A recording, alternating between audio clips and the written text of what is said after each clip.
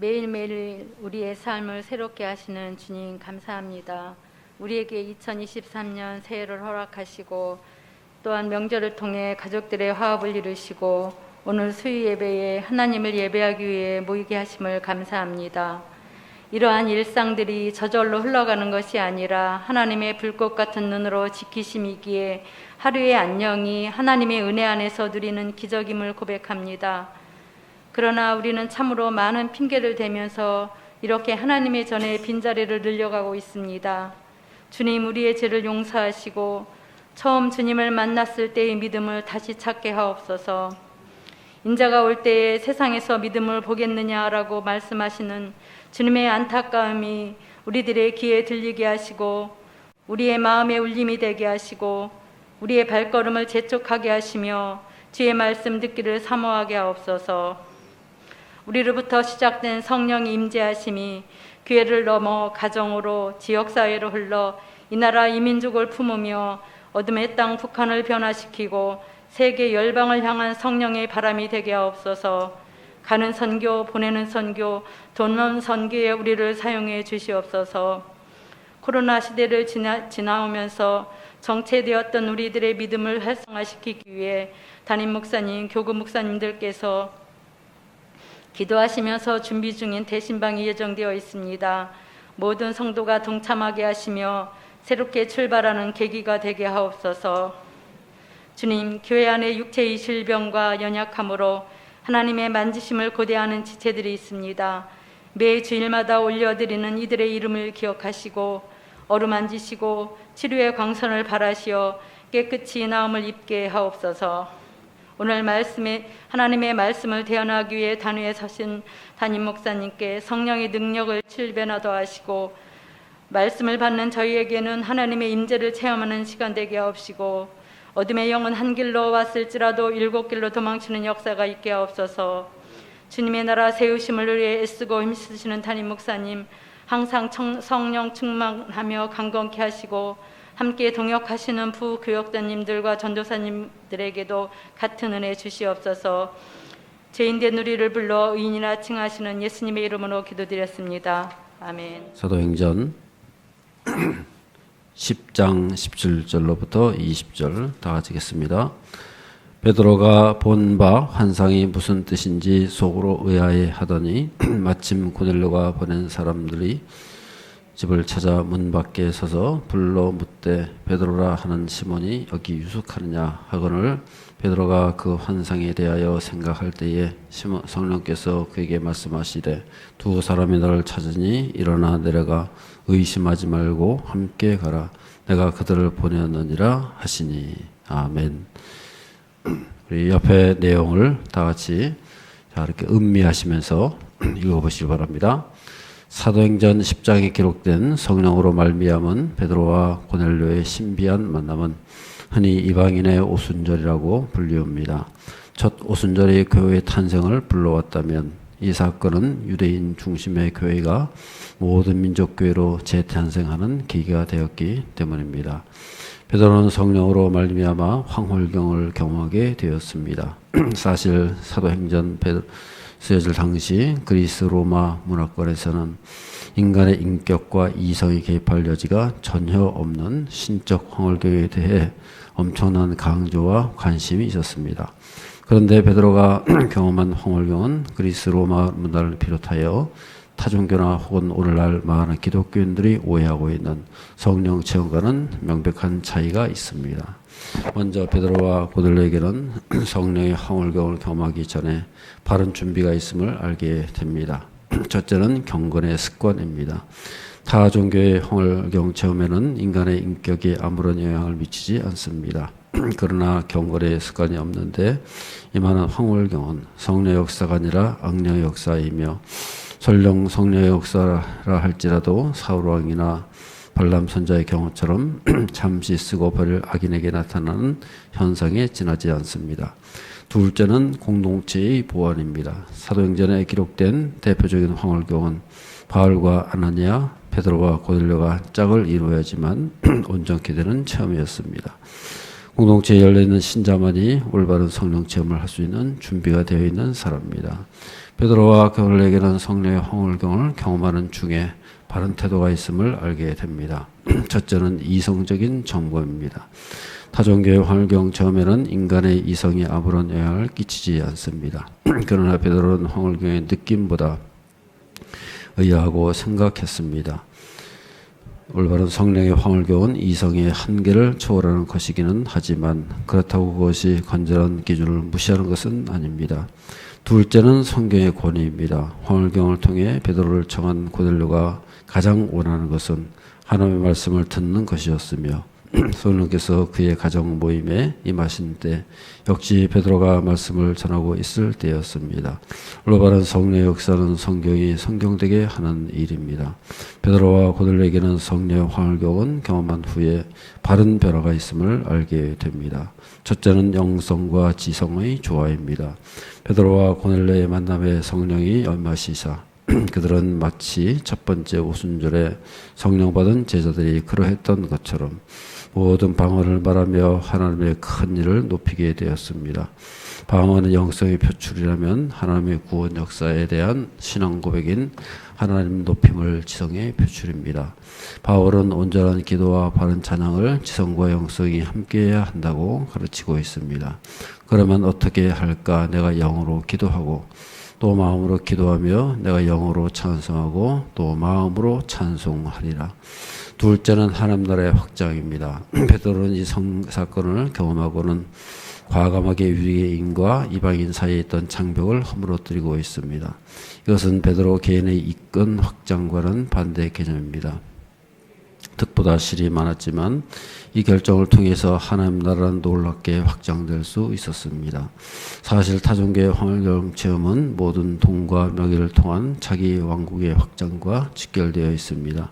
그러나 성경은 영성을 이익의 방도로 생각하는 자들은 모두 거짓 선자라고 지적하고 있습니다. 아멘. 할렐루야. 오늘 본문의 말씀이 이제 사도행전 10장의 내용인데요. 그것은 우리가 전체적인 맥락에서 살펴볼 필요가 있어요. 그래서 사도행전 1장 8절을 한번 보겠습니다. 사도행전 1장 8절의 말씀을 한번 찾아보겠습니다. 다 같이 한번 읽어보겠어요. 오직 성령이 너에게 임하시면 너희가 권능을 받고 예루살렘과 온 유대와 사마리아와 땅끝까지 이르러 내 증인이 되리라 하시니라. 아멘. 우리가 잘 아는 말씀이잖아요. 여기 보면은 성령이 우리에게 임하면 이렇게 될 것이다. 이렇게 하라. 그렇게 명령을 하고 있어요. 그러니까 성령이 임하시면은 이렇게 될 것이다. 제일 처음에 뭐가 있어요? 너희가 권능을 받고 그랬어요. 성령의 권능이 임하게 되면 너희들이 어떻게 되느냐? 예루살렘과 온 유대와 사마리아와 땅까지로 어떻게 해요? 내 증인이 될 것이다. 그렇게 말씀한다는 거예요. 그러니까는 성령이 임하시다는 얘기는요. 하나님 나라가 이 땅에 임하게 된 거예요. 성령이 임재하신다. 그 말은요. 하나님 나라가 이 땅에서 시작이 됐다. 그 말이에요. 그 하나님 나라가 어디 임하셨어요? 예루살렘에 있다는 거예요. 바로 하나님 나라. 다시 말하면 교회. 저를 따르면 성령님은 교회의 영입니다. 교회의 영이에요. 그 성령이 여기서 이 성령이 임하셨다는 얘기는 어떤 개인적인 차원의 성령이 아니에요. 우리 공동체 전체 예수 그리스도를 구주로 고백하고 예수님을 따라가는 사람들의 모임, 거기에 성령이 임하셨다는 거예요. 그게 바로 교회가 시작된 것을 말씀하고 있는 거예요. 교회는 다른 말로 하면 뭐예요? 하나님 나라. 이 지상에 하나님 나라가 드디어 시작이 됐다는 거예요. 예수님께서 십자가에 달리시고 그 다음에 3일 만에 부활하시고 그러고 나서 그의 백성들이 생겨난 거 아니겠어요? 그의 백성들의 모임이 바로 교회라고 말해요. 그 교회가 그냥 교회만 생긴 거예요? 그 교회에 성령이 임하시니까. 성령이 임하셨다는 말은 무슨 말이에요? 하나님의 영, 그의 나라가 하나님의 통치가 임했다고 말이에요. 성령이 임하셨다는 얘기는요. 하나님 나라, 하나님의 통치가 거기 임하셔가지고 드디어 하나님 나라가 드디어 이제 거기서 기초가 이루어져가지고 발전이 되게 된다는 거예요. 그래서 성령님은 바로 그것을 말씀하는 거예요. 하나님의 통치 영역이 드디어 이제 딱 생겨나게 됐다는 거예요. 그래가지고 이 성령이 임하시면 어떻게 돼요? 권능을 받고 하나님의 권능이 임한다고 말이에요. 그래가지고 그것이 어디서부터 시작이 돼요? 예루살렘과 그 다음에는 예루살렘에서 그 다음에 어디로 넘어가요? 온 유대와 이 지리적인 이 영역이 점점 커지잖아요. 그죠? 처음에 예루살렘이 시작됩니다. 그 다음에 어떻게 돼요? 온 유대와 번져나갑니다. 그 다음에 어떻게 돼요? 사마리아로 번져나가죠. 그 다음에는 땅끝까지 쫙 펼쳐진다는 거예요. 그래서 내 증인이 될 것이다.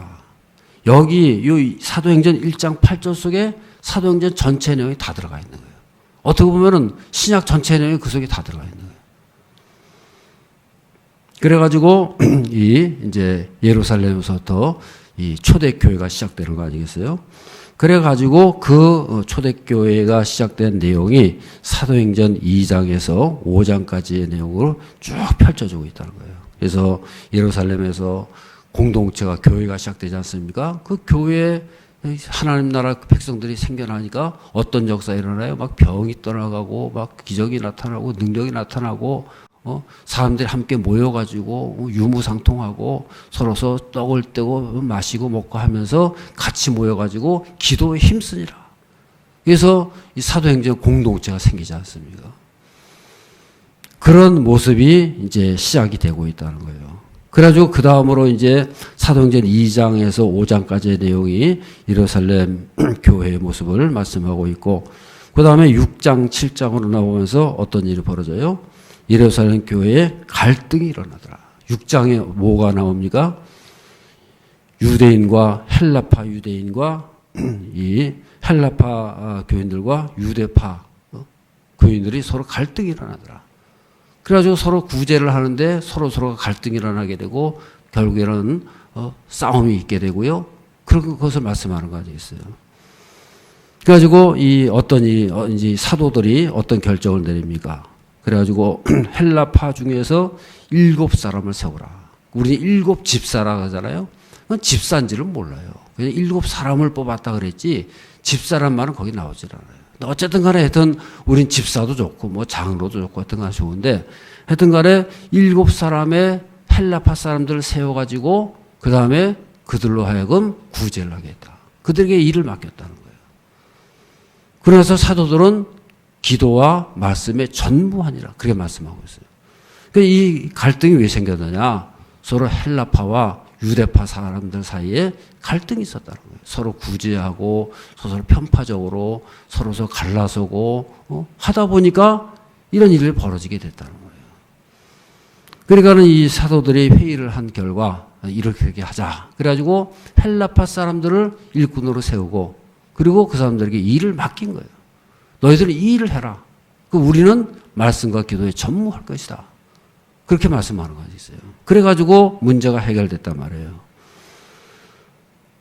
그리고 나서 8장에 가서 뭐라 그래요? 7장에서는 이제 스데반이 순교를 당하는 사건이 나오잖아요. 그래가지고 막 그냥 예루살렘 핍박이 일어나가지고 근데 하필은 누가 죽어요? 스데반이 죽는다. 스데반이 누구예요? 헬라파 사람이에요. 그러니까 헬라파 사람들을 세웠는데 헬라파 사람이 순교를 당하는 거예요. 그래가지고 헬라파 집사가 순교 당하니까 어떻게 돼요? 사람들이 막 도망가지 않습니까? 핍박이 일어나니까 그 다음에 사람들이 다 도망가는 거예요. 그래가지고 어디로 가요? 8장에서는 뭐 누가 나와요? 빌립 집사가 나오잖아요. 빌립이 누구예요? 그것도 헬라파 사람이에요. 그 스데반과 빌립이 다 헬라파입니다.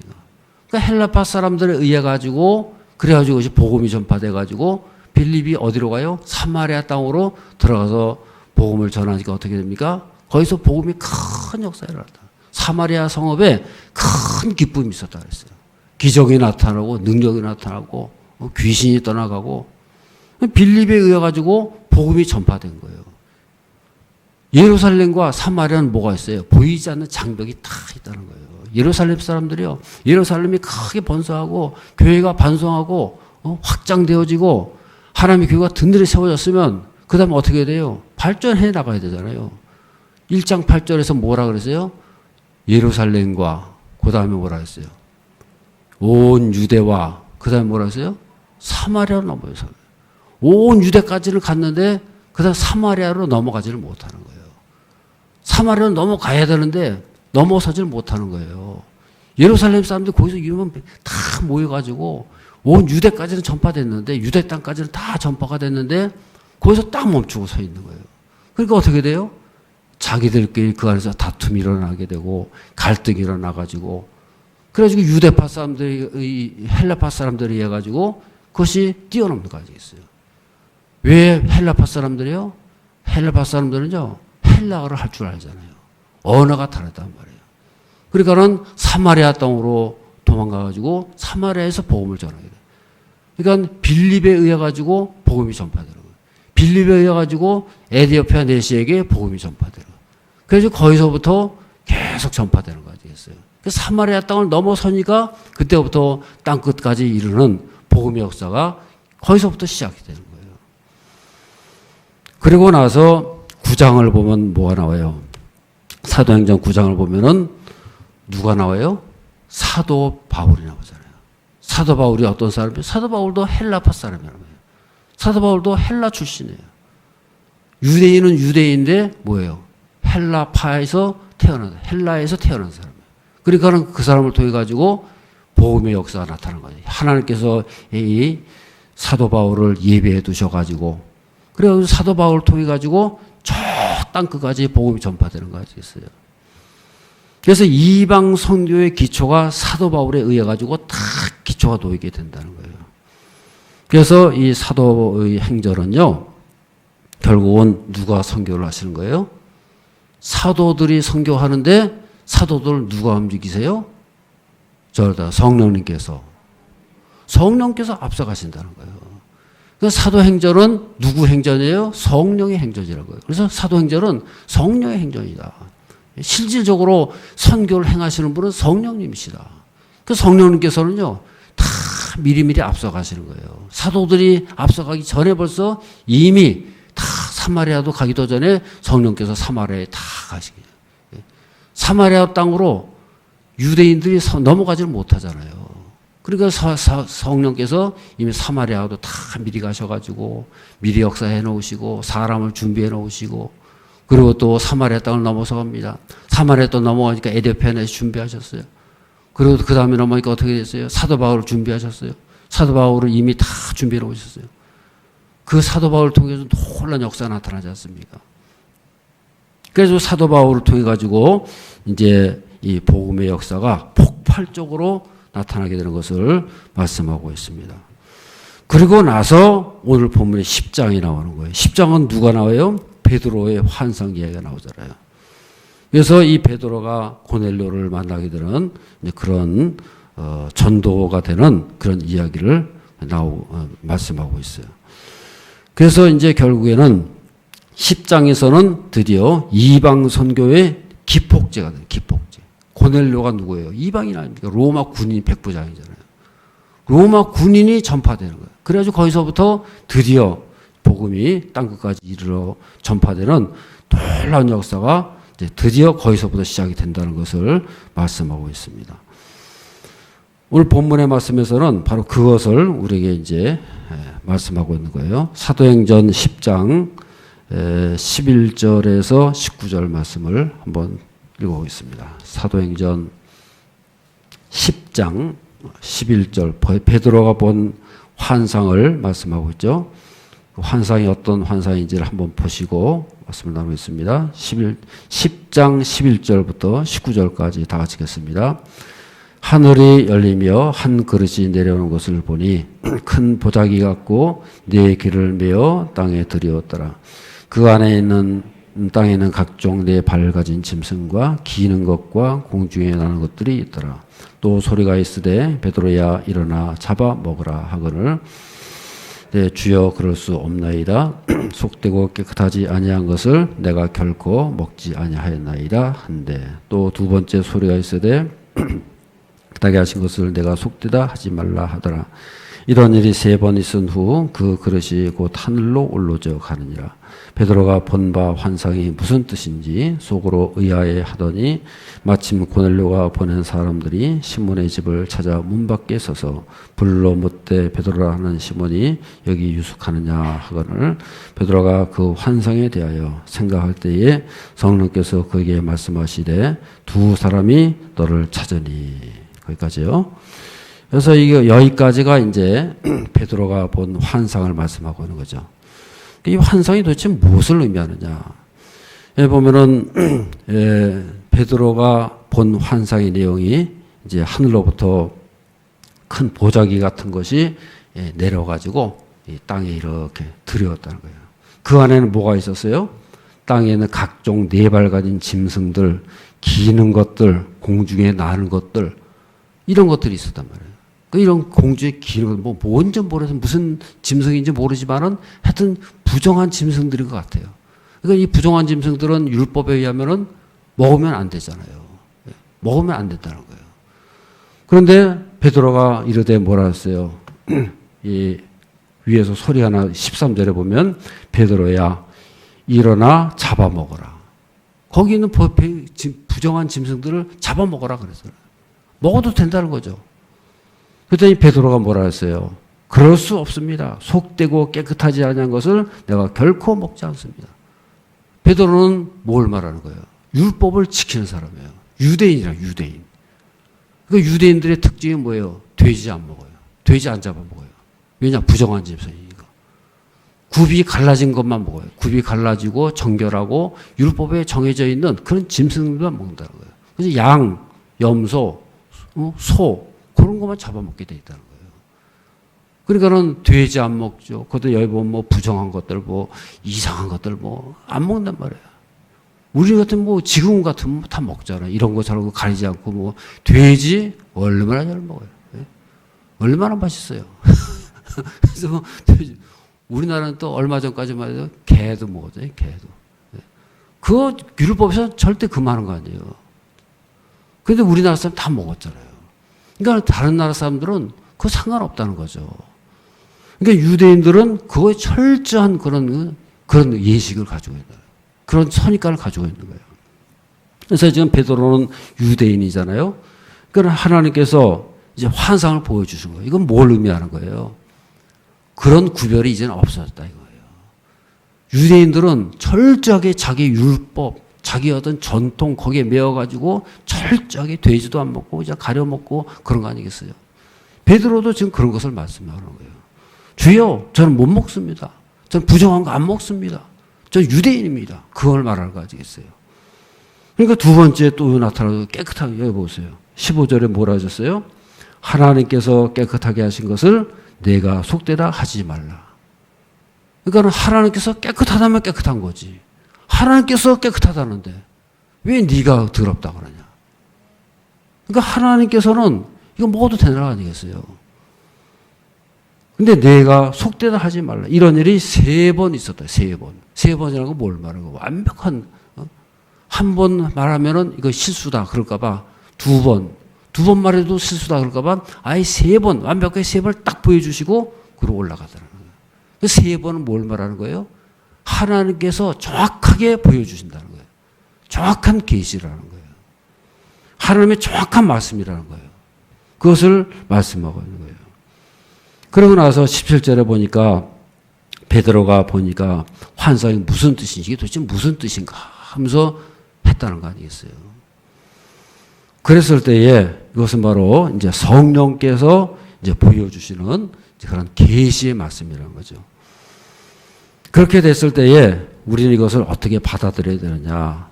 여기에 대해서 이제 말씀을 하고 있는 거죠. 그래서 하늘로부터 내려온 환상은 뭘 의미하는 거예요? 하나님의 계시로서의 환상이라는 거예요. 하나님께서 계시로 베드로에게 보여주고 계신 거예요. 이것이 하나님의 뜻이다. 초자연적인 계시 아니겠어요?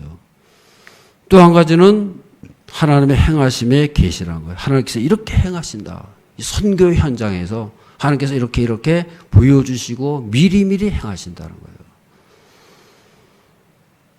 그래서 이 베드로에게 하나님께서는요, 뭘 보여주시는 거예요? 이미 성령께서 미리미리 행하시고 베드로를 보여주시는 거예요. 이것이 하나님의 뜻이다. 그래서 이 선교라는 것은요, 선교는 하나님이 하신다. 조금 전에 말씀드렸듯이 사도행전은 무슨 행전이라고요? 성령의 행전이라는 거예요. 성령께서 미리 행하시고요, 성령께서 앞서 가셔가지고 미리미리 다 평정해 놓으시고요, 미리미리 다 준비해 놓으시고, 그래서 사도들을 움직여서 보내시는 거예요. 사도들이 들어가 보니까요, 이미 성령께서 다 얘기해 놓으신 거예요. 다 미리 준비해 놓으시고, 일꾼들도 다 미리 준비해 놓으시고, 그 사도들이 가기만 하면 된다는 거예요. 근데 여기서 중요한 건 뭐냐? 성령께서 초자연적으로 역사하시잖아요. 그러면서 또한 한편으로는 인격적으로 역사해요. 성령께서는 초자연적인 면도 있지만요, 또 한 가지는 뭐예요? 인격적으로도 역사하신다는 거예요. 초자연적인 건 보여주면 사람이 몰라요. 지금 우리 입장에서 한번 생각해 보세요. 만약에 우리가 베드로의 입장이라면 뭐라 그러겠어요? 꿈속에서 지금 환상인지 꿈인지 하여튼 꿈으로 보여줬단 말이에요. 베드로가 이 큰 보자기가 내려왔는데 이렇게 했는데, 먹어라. 못 먹겠습니다. 또 한 번 먹어라. 못 먹겠습니다. 3번은 내렸다는 거예요. 우리는 이게 도대체 무슨 뜻인가? 개꿈인지 무슨 꿈인지. 근데 베드로는 벌써 어떻게 했어요? 기도를 많이 하는 사람이니까요, 다 벌써 깨달아하는 거예요. 아, 성령이 말씀하시는구나. 도대체 무슨 뜻인가? 그러니까 우리는요, 성령께서 보여주셔도 모르는 경우가 얼마나 많겠어요. 성령께서 말씀하셔도 깨닫지 못하는 경우가 얼마나 많아요. 그러니까는 베드로는요, 여기서 뭐라고 했어요? 그래서 여기서 이제 질문이 바로 그런 것을 말씀하라고 했어요. 1번 질문 한번 보시겠어요? 1번 다 같이요. 성령 체험을 위해 사전에 준비해야 할 바른 준비 2가지는 무엇입니까? 그랬어요. 첫 번째가 뭐예요? 거기 답이 있잖아요. 답이 보면 중간쯤에서 왼쪽 페이지에 중간쯤에 보면은 첫 번째가 뭐의 습관이에요? 경건의 습관이었다는 거예요. 베드로가 늘 기도 생활 하잖아요. 늘 기도하고 성령의 역사를 구하고 늘 깨어서 기도하니까 어떻게 돼요? 성령이 오셔서요, 금방 알아들 수 있는 거예요. 늘 깨어 있으면요, 성령이 예민한 거예요. 그래서 우리는 기도 왜 하는 거예요? 성령의 음성이 예민해야 되는 거예요. 성령께서 말씀하시면 알아들어야 될 거 아니겠어요. 그래서 이 베드로는 지금 더 기도하고 깨어 있으니까 성령의 음성이 예민하고 성령의 감동에 예민하고 응답하고 그대로 따라가는 거 아니겠어요. 경건의 습관이 있다는 거예요. 더 기도 생활하니까 성령 역사에 예민한 거예요. 성령 음성에 금방 알아듣는 거예요. 기도 안 해보세요. 기도 안 하면 몰라요. 성령께서 말씀하셔도 이게 도대체 무슨 뜻인지 오리무중해요. 그래서 우리는 기도를 왜 하는 거예요? 덜 기도 깨어 있고 기도하다 보면 성령께서 길을 열어주시고 지혜를 주시고 능력 주시는 것을 믿으시기를 바랍니다. 아멘. 우리 그래서 깨어 있어야 되는 거예요. 성령께서 무슨 말씀하실지 모르는 거예요. 그래서 베드로는 성령 체험을 위해서 준비되어 있어요. 덜 기도로 준비하고. 유대인들이 잘하는 것 중에 하나가요, 덜 기도하는 거예요. 기도의 습관이 되는 거예요. 하루에 3번씩 덜 기도하고, 예루살렘 향해서 기도하고, 성전을 향해서 기도하고, 늘 깨어서 기도하니까 성령께서 덜 그를 통해서 역사하시는 거예요. 성령께서 누구를 통해서요? 기도하는 사람을 통해서 역사하시는 거예요. 할렐루야. 두 번째는 여기 보면은 공동체 보완이라고 했어요. 그 밑에 보시면은 이제 공동체 보완 그랬잖아요. 이게 이제 공동체 보완이라는 걸 그렇게 표현했습니다만은 이 성령의 역사는 성령의 역사는 정확무오하다. 정확하다는 거예요. 성령의 역사는 이것이 성령의 역사인지 아닌지 모를 경우가 있어요. 베드로도 지금 성령의 역사는 분명한데 이때 도대체 무슨 의미를 가졌는가? 그건 모르고 있잖아요. 모르고 있는데 마침 그때를 따라서 뭐라 그래요? 19절에 보시면은 19절 한번 읽어보시겠어요? 베드로가 그 환상에 대하여 생각할 때에 성령께서 그에게 말씀하시되 두 사람이 너를 찾으니 일어나 내려가 의심하지 말고 함께 가라. 내가 그들을 보내었느니라 하시니. 그러니까 베드로는 지금 뭘 봤어요? 환상을 봤단 말이에요. 보자기를 통해 가지고 뭔가 이상하게 먹지 못할 부정한 짐승들이 있는데 그걸 잡아먹어라. 못 먹겠습니다. 또 두 번째, 세 번째 다 환상을 보긴 봤는데 베드로의 입장, 우리는 보면 알죠. 우리는 보면 이런 뜻이구나 알지만은 베드로 입장에서 알 수가 있겠어요. 도대체 이게 뭐냐? 나는 부정한 짐승 안 먹는다 그랬는데 하나님이 깨끗하다 그러고 이거 먹으라 그러고 그럼 도대체 나는 어떡하란 말이냐? 그런 거 아니겠어요? 근데 성령께서 다 말씀하시는 거예요. 환상을 보여주신 그 성령께서 뭐라고 말씀하세요? 예? 베드로가 환상에 대해서 생각할 때에 이게 도대체 무슨 뜻인가 하고 궁금해할 때에 성령께서 말씀하시는 거예요. 저는 성령님은 인격자이십니다. 인격이에요. 베드로가 몰라서 의아해하고 곤란해하고 이것이 뭘까 생각하는데 성령께서 그 답을 그대로 말씀해 주는 거예요. 두 사람이 너를 찾을 것이다. 일어나 내려가 의심하지 말고 함께 가라. 이제 그 성령께서 왜 역사하시는지를 하나하나 깨닫게 된다는 거예요. 그 당시는 못 깨달았어요. 그렇지만은 성령께서 한 걸음 한 걸음 말씀해 주시고 너는 따라가라. 두 사람이 찾아올 건데 그대로 따라가라. 의심하지 마라. 따라가면 된다. 그런 말씀하시는 거잖아요. 그러니까는 베드로에게 나타난 성령께서 어떻게 해요? 이미 다 준비해 놓으신 거예요. 베드로는 몰라요. 지금 뭐가 어떻게 될지 몰라요.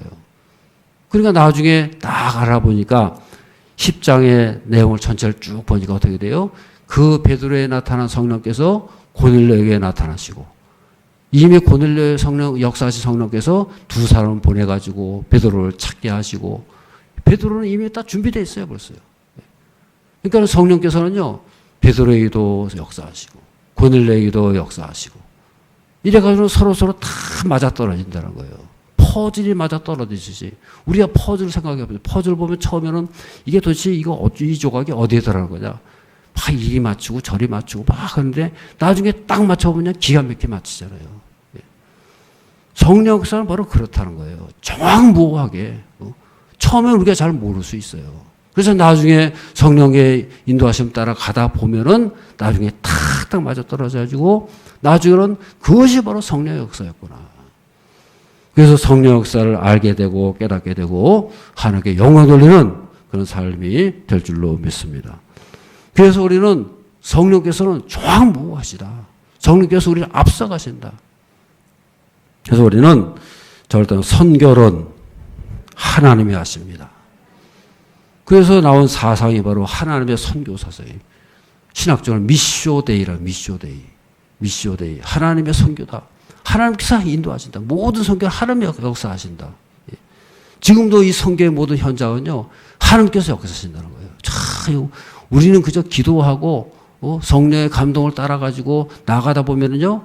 이미 성령께서 이미 다 역사하시고 이미 다 준비해 놓으시고 오늘도 제가 어떤 탈북 선교하시는 목사님인데 전화가 왔어요. 그분이 저한테 감사하다고 전화 왔어요. 왜 그러냐 했더니 요번에 어떤 탈북인 하나가 저기 의대생이 들어갔는데 그분이 이렇게 돼가지고 이렇게 됐는데 다 이렇게 해서 우리 교회가 연결됐다는 거예요. 그래서 이게 다 나중에 가보니까 착착 맞아 떨어지더라. 그래가지고 그런 얘기를 저한테 해주더라고요. 저도 그래서 감사하다고. 우리는 그저 하다 보니까 이렇게 된 거라고. 그러니까 나중에 보면요. 기가 막히게 탁탁 맞아 떨어지게 된다는 거예요. 할렐루야. 그래서 우리는요. 늘 기도하면서 성령의 인도하심을 따르고 감동에 잘 준비가 돼 있으면요. 준비된 10년 가운데 한 역사하셔가지고 기가 막히게 딱딱 떨어져 맞고 하나님께서 인도하시는 것을 믿으시기를 바랍니다. 두 번째 질문 다 같이 보겠습니다. 첫 번째 질문에서요. 공동체 보완 거기 가운데 보면요.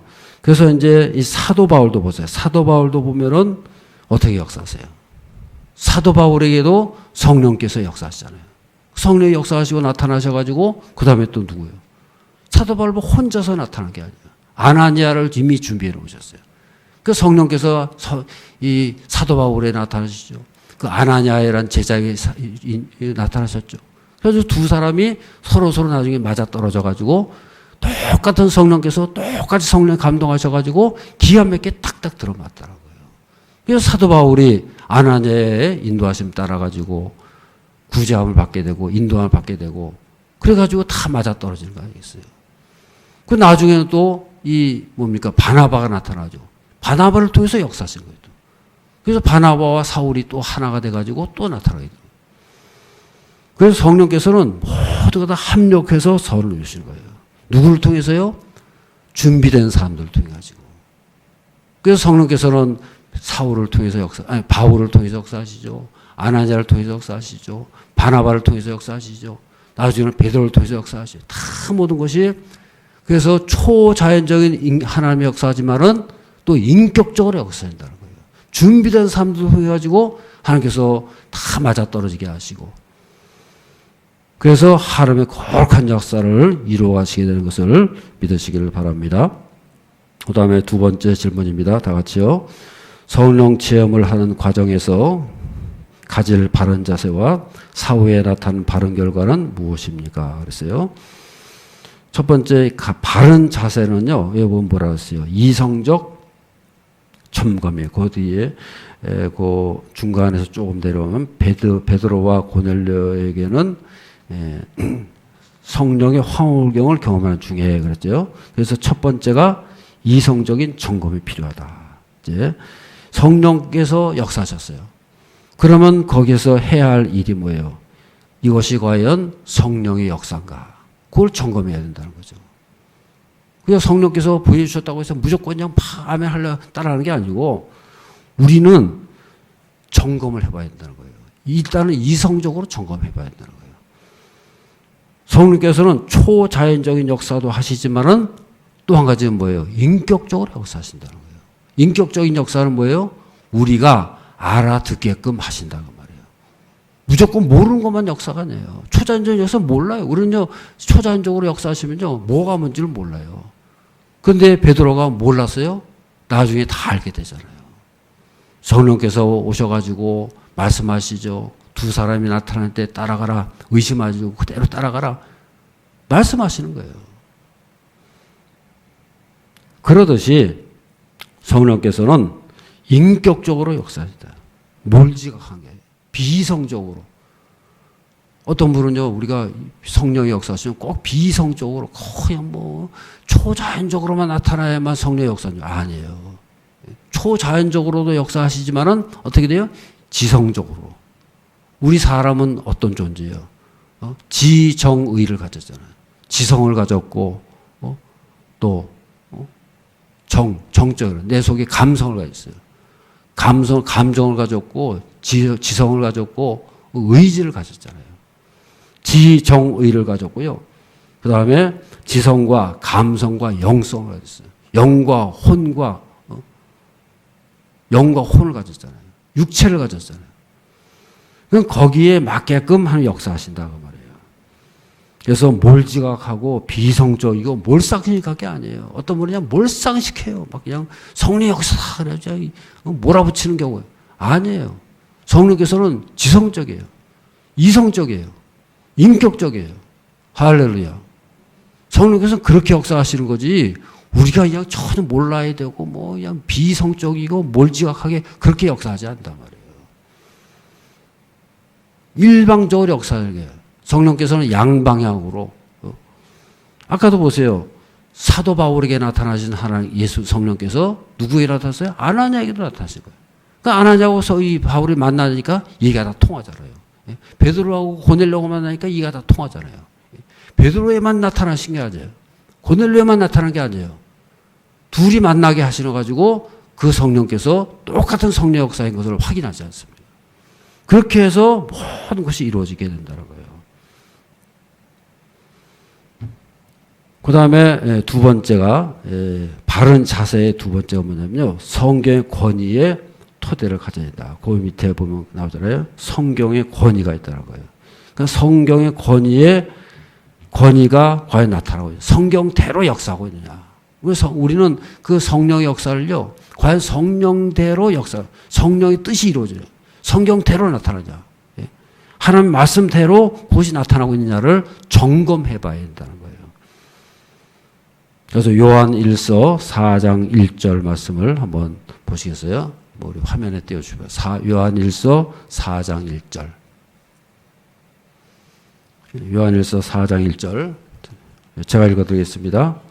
한번 찾아보시겠어요? 요한 1서 4장 1절. 다 같이요. 요한 1서 4장 1절. 다 같이 읽겠습니다. 사랑하는 자들아, 영을 다 믿지 말고 오직 영들이 하나님께 속하였나 분별하라. 많은 거짓 선자가 세상에 나왔습니다. 여러분 뭐라 했어요? 영을 다 믿지 말고 오직 영들이 어떻게 해요? 하나님께 속하였는지 분별하라. 분별해야 돼. 우리는 분별해야 된다. 왜냐? 거짓된 것들이 워낙 많으니까. 세상이 하도 악하니까요. 악한 영들도 있고 세상의 영들도 있고 뭐 별의별 것들이 많다는 거예요. 그러니까 우리가 해야 할 일은 뭐예요? 예? 다 믿지 말고 하나님께 속하였는지 보라. 하나님께 속하였는지 어떻게 알아요? 성경 말씀에 속하였는지.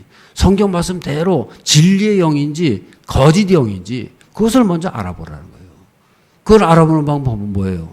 하나님 말씀대로 거기에 그대로 나타나고 있느냐. 진리 가운데 있느냐. 그래서 진리의 영인지 거짓의 영인지 하나님의 영인지 세상의 영인지 아니면 내 꿈인지 우리가 원하는 게 있잖아요.